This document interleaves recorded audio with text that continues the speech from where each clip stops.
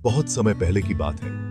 एक छोटे से गांव में रामू नाम का एक गरीब किसान रहता था। रामू के पास ज्यादा धन दौलत नहीं थी, परंतु वह दिल का बहुत अच्छा और मेहनती व्यक्ति था।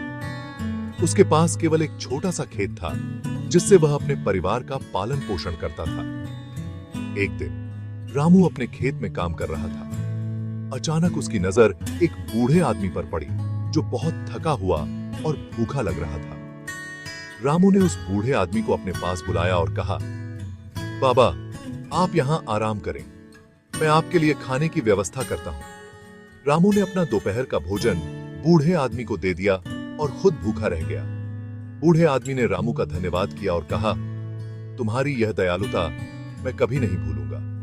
कुछ दिन बाद रामू के खेत में अचानक से एक बड़ी समस्या आ गई। उसकी फसल सूखने लगी और बारिश भी नहीं हो रही थी। रामू बहुत चिंतित था। अगले दिन उसी बूढ़े आदमी ने रामू के घर का दरवाजा खटखटाया। रामू ने देखा कि वह बूढ़ा आदमी कुछ बीजों के साथ आया है। उसने रामू से कहा, ये बीज लो, इन्हें अपने खेत में बो। रामू ने बूढ़े आदमी के कहे अनुसार किया। कुछ ही दिनों में रामू के खेत में हरी भरी फसल लहलहाने लगी। वह बीज जादुई थे, जो बिना बारिश के भी उगते थे। रामू की खुशी का ठिकाना नहीं रहा।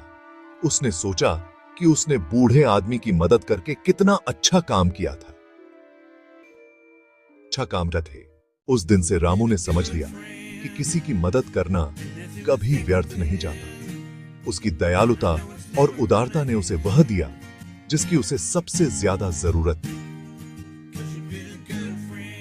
रामू की कहानी गांव में सबको पता चल गई और सबने उससे यह सीखा कि हमेशा दूसरों की मदद करनी चाहिए, चाहे वे किसी भी स्थिति में क्यों ना हो, क्योंकि हम जो देते हैं वह कभी ना कभी हमारे पास लौट कर आता है।